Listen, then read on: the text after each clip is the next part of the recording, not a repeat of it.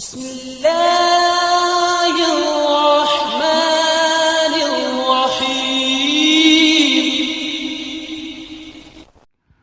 اعوذ باللہ من الشیطان الرجیم بسم اللہ الرحمن الرحیم۔ السلام علیکم۔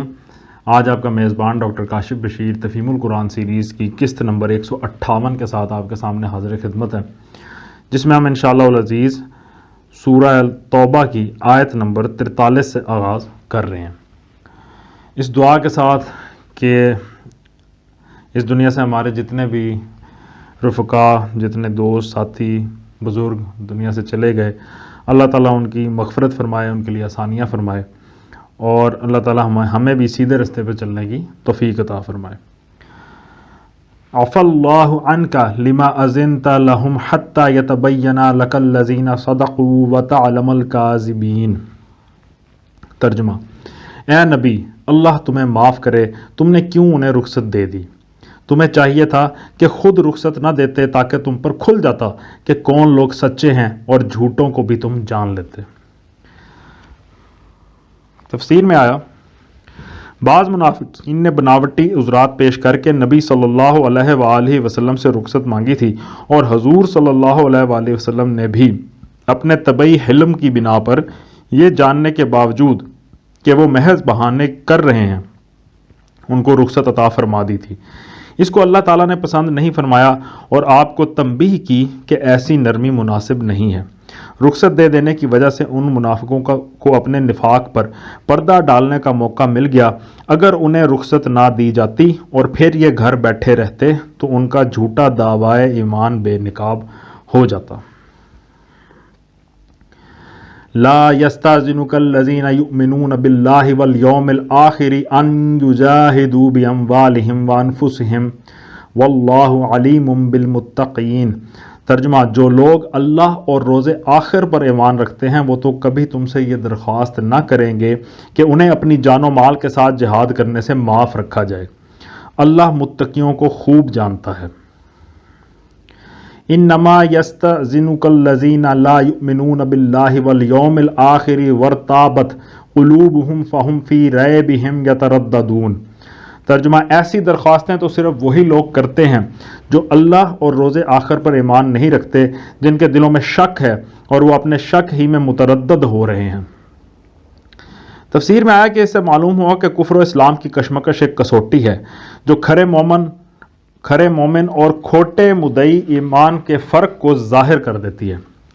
جو شخص اس کشمکش میں دل و جان سے اسلام کی حمایت کرے اور اپنی ساری طاقت اور تمام ذرائع اس کو سربلند کرنے کی سعی میں کھپا دے اور کسی قربانی سے دریغ نہ کرے، وہی سچا مومن ہے، بخلاف اس کے جو اس کشمکش میں اسلام کا ساتھ دینے سے جی چرائے اور کفر کی سربلندی کا خطرہ سامنے دیکھتے ہوئے بھی اسلام کی سربلندی کے لیے جان و مال کی بازی کھیلنے سے پہلو تہی کرے۔ اس کی یہ روش خود اس حقیقت کو واضح کر دیتی ہے کہ اس کے دل میں ایمان نہیں ہے۔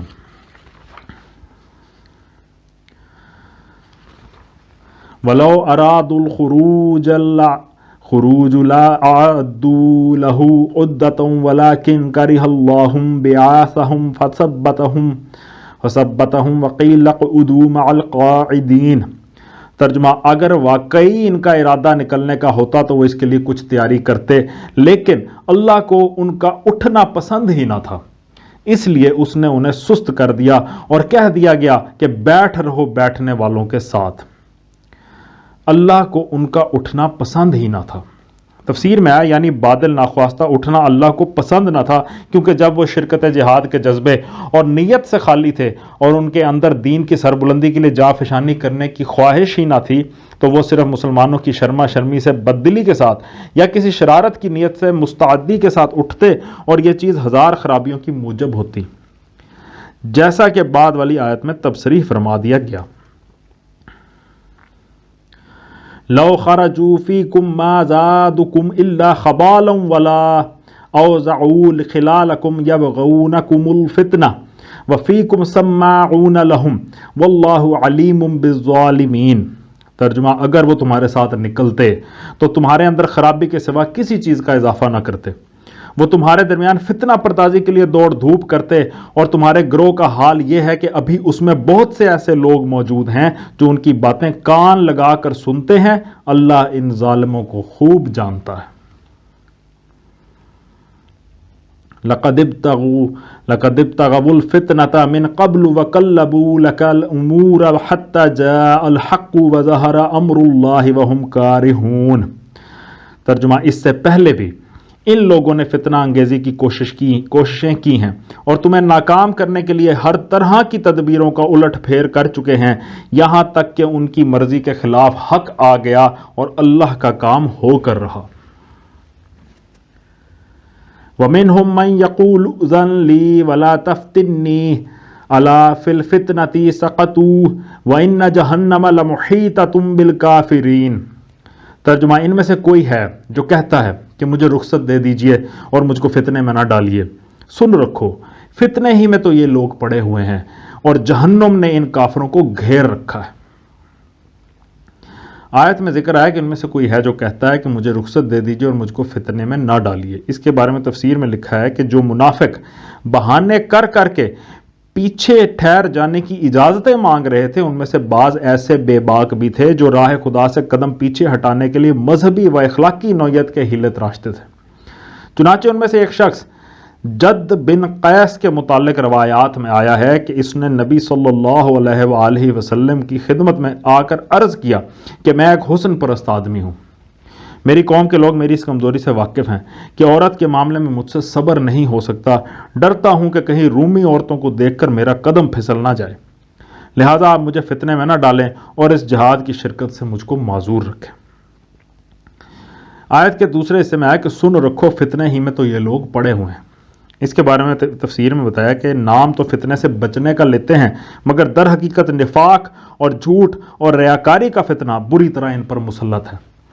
اپنے نزدیک یہ سمجھتے ہیں کہ چھوٹے چھوٹے فتنوں کے امکان سے پریشانی و خوف کا اظہار کر کے یہ بڑے متقی ثابت ہوئے جا رہے ہیں، حالانکہ فی الواقع کفر و اسلام کی فیصلہ کن کشمکش کے موقع پر اسلام کی حمایت سے پہلو تہی کر کے یہ اتنے بڑے فتنے میں مبتلا ہو رہے ہیں جس سے بڑھ کر کسی فتنے کا تصور نہیں کیا جا سکتا۔ آیت کے آخر حصے میں آیا کہ اور جہنم نے ان کافروں کو گھیر رکھا ہے۔ اس کے بارے میں تفسیر میں بتایا گیا کہ تقویٰ کی اس نمائش نے ان کو جہنم سے دور نہیں کیا، بلکہ نفاق کی اس لعنت نے انہیں جہنم کے چنگل میں الٹا پھنسا دیا ہے۔ ان تصبک حسنۃ تسؤہم وان تصبک مصیبۃ یقولوا قد اخذنا امرنا من قبل ویتولوا وہم فرحون۔ ترجمہ، تمہارا بھلا ہوتا ہے تو انہیں رنج ہوتا ہے، اور تم پر کوئی مصیبت آتی ہے تو یہ منہ پھیر کر خوش خوش پلٹتے ہیں اور کہتے جاتے ہیں کہ اچھا ہوا ہم نے پہلے ہی اپنا معاملہ ٹھیک کر لیا تھا۔ قُلْ لَن يُصِيبَنَا إِلَّا مَا كَتَبَ اللَّهُ لَنَا هُوَ مَوْلَانَا وَعَلَى اللَّهِ فَلْيَتَوَكَّلِ الْمُؤْمِنُونَ۔ ترجمہ، ان سے کہو ہمیں ہرگز کوئی برائی یا بھلائی نہیں پہنچتی مگر وہ جو اللہ نے ہمارے لیے لکھ دی ہے، اللہ ہی ہمارا مولا ہے اور اہل ایمان کو اسی پر بھروسہ کرنا چاہیے۔ اس کی تفسیر میں آیا کہ یہاں دنیا پرست اور خدا پرست کی ذہنیت کے فرق کو واضح کیا گیا ہے۔ دنیا پرست جو کچھ کرتا ہے اپنے نفس کی رضا کے لیے کرتا ہے، اور اس کے نفس کی خوشی بعض دنیاوی مقاصد کے حصول پر منحصر ہوتی ہے۔ یہ مقاصد اسے حاصل ہو جائیں تو وہ پھول جاتا ہے، اور حاصل نہ ہو تو اس پر مردنی چھا جاتی ہے، پھر اس کا سہارا تمام تر مادی اسباب پر ہوتا ہے۔ وہ سازگار ہوں تو اس کا دل بڑھنے لگتا ہے، اور ناسازگار ہوتے نظر آئیں تو اس کی ہمت ٹوٹ جاتی ہے۔ بخلاف اس کے خدا پرست انسان جو کچھ کرتا ہے اللہ کی رضا کے لیے کرتا ہے، اور اس کام میں اس کا بھروسہ اپنی قوت یا مادی اسباب پر نہیں بلکہ اللہ کی ذات پر ہوتا ہے۔ راہ حق میں کام کرتے ہوئے اس پر مصائب نازل ہوں یا کامرانیوں کی بارش ہو، دونوں صورتوں میں وہ یہی سمجھتا ہے کہ جو کچھ اللہ کی مرضی ہے وہ پوری ہو رہی ہے۔ مصائب اس کا دل نہیں توڑ سکتے اور کامیابیاں اس کو اتراہٹ میں مبتلا نہیں کر سکتی، کیونکہ اول تو دونوں کو وہ اپنے حق میں خدا کی طرف سے سمجھتا ہے، اور اسے ہر حال میں یہ فکر ہوتی ہے کہ خدا کی ڈالی ہوئی اس آزمائش سے بخیریت گزر جائے۔ دوسرے اس کے پیش نظر دنیاوی مقاصد نہیں ہوتے کہ ان کے لحاظ سے وہ اپنی کامیابی یا ناکامی کا اندازہ کرے۔ اس کے سامنے تو رضائے الہی کا مقصد وحید ہوتا ہے، اور اس مقصد سے اس کے قریب یا دور ہونے کا پیمانہ کسی دنیاوی کامیابی کا حصول یا عدم حصول نہیں ہے، بلکہ صرف یہ امر ہے کہ راہ خدا میں جان و مال کی بازی لگانے کا جو فرض اس پر عائد ہوتا تھا اسے اس نے کہاں تک انجام دیا۔ اگر یہ فرض اس نے ادا کر دیا ہو تو خواہ دنیا میں اس کی بازی بالکل ہی ہار گئی ہو، لیکن اسے پورا بھروسہ رہتا ہے کہ جس خدا کے لیے اس نے مال کھپایا اور جان دی ہے وہ اس کے اجر کو ضائع کرنے والا نہیں ہے۔ پھر دنیاوی اسباب سے وہ آس ہی نہیں لگاتا کہ ان کی سازگاری یا ناسازگاری اس کو خوش یا رنجیدہ کرے۔ اس کا سارا اعتماد خدا پر ہوتا ہے جو عالم اسباب کا حاکم ہے، اور اس کے اعتماد پر وہ ناسازگار حالات میں بھی اسی عزم و ہمت کے ساتھ کام کیے جاتا ہے جس کا اظہار اہل دنیا سے صرف سازگار حالات ہی میں ہوا کرتا ہے۔ بس اللہ تعالیٰ فرماتا ہے کہ ان دنیا پرست منافقین سے کہہ دو کہ ہمارے معاملہ تمہارے معاملے سے بنیادی طور پر مختلف ہے۔ تمہاری خوشی اور رنج کے قوانین کچھ اور ہیں اور ہمارے کچھ اور۔ تم اطمینان اور بے اطمینانی کسی اور ماخذ سے لیتے ہو اور ہم کسی اور ماخذ سے۔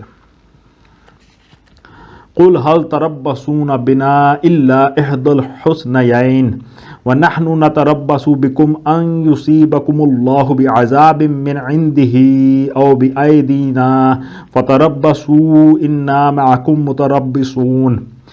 ترجمہ، ان سے کہو تم ہمارے معاملے میں جس چیز کے منتظر ہو وہ اس کے سوا اور کیا ہے کہ دو بھلائیوں میں سے ایک بھلائی ہے، اور ہم تمہارے معاملے میں جس چیز کے منتظر ہیں وہ یہ ہے کہ اللہ خود تم کو سزا دیتا ہے یا ہمارے ہاتھوں دلواتا ہے۔